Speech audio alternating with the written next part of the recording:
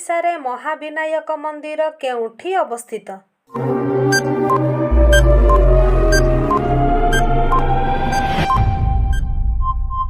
ଯାଜପୁର ଜିଲ୍ଲା ଚଣ୍ଡିଖୋଲ।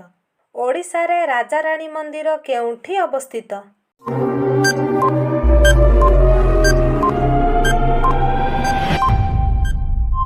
ଭୁବନେଶ୍ୱର।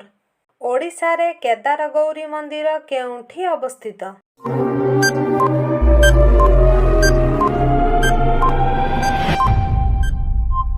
ଭୁବନେଶ୍ୱର।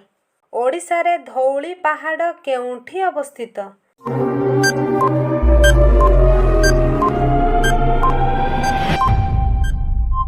ଭୁବନେଶ୍ୱର। ଓଡ଼ିଶାରେ ଭଗବତୀ ମନ୍ଦିର କେଉଁଠି ଅବସ୍ଥିତ?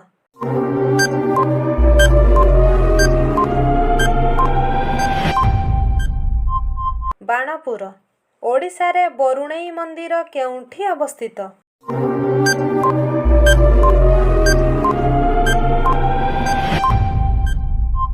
ଖୋର୍ଦ୍ଧା। ଓଡ଼ିଶାରେ ନୀଳମାଧବ ମନ୍ଦିର କେଉଁଠି ଅବସ୍ଥିତ?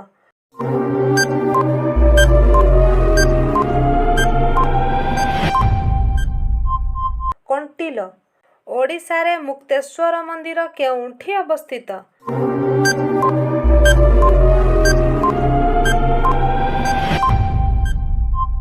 ଭୁବନେଶ୍ୱର। ଓଡ଼ିଶାରେ ରାମ ମନ୍ଦିର କେଉଁଠି ଅବସ୍ଥିତ?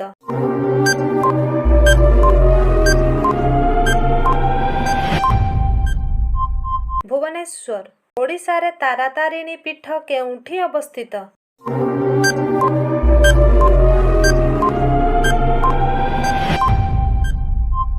ଗଞ୍ଜାମର ପୁରୁଷୋତ୍ତମପୁର।